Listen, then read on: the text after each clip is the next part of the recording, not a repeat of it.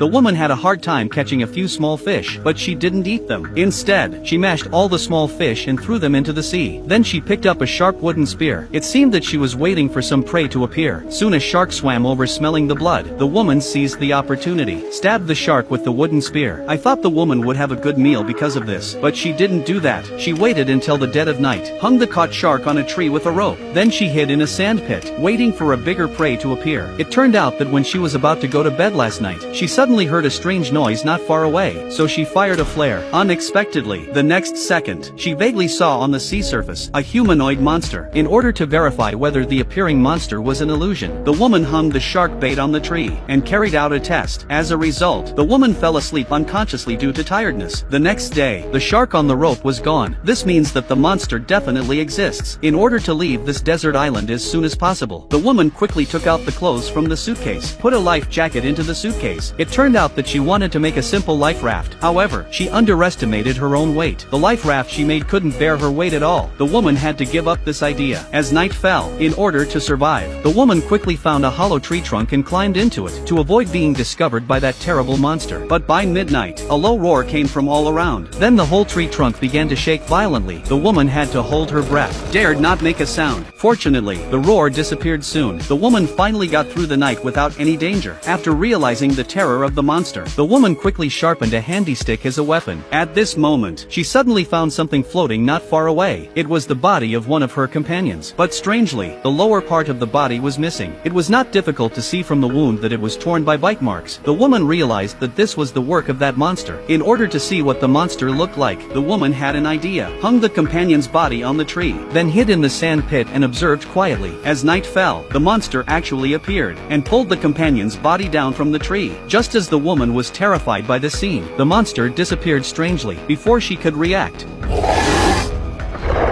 The woman was so scared that she quickly covered her mouth. Only then did she luckily avoid being discovered by the monster. The next day, the woman understood two things. First, this kind of creature only moves at night. Second, it lives in the sea and can't climb trees. So the woman made a plan. She set up a tent on a tall tree, built a resting place on the tree. I thought she would be safe on the tree. However, she never expected that the monster was not only extremely sensitive to sound, but also had an extremely sensitive sense of smell. It soon smelled the woman hiding in the tree. Then it began to attack her.